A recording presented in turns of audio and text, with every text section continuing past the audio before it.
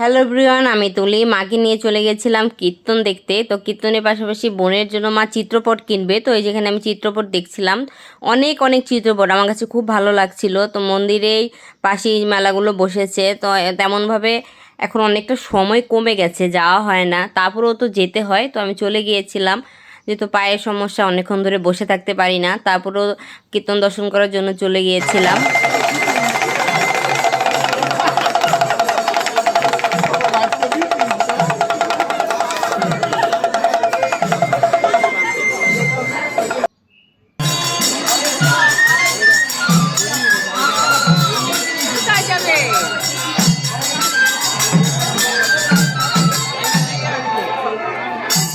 খালি ব্যাগ আছে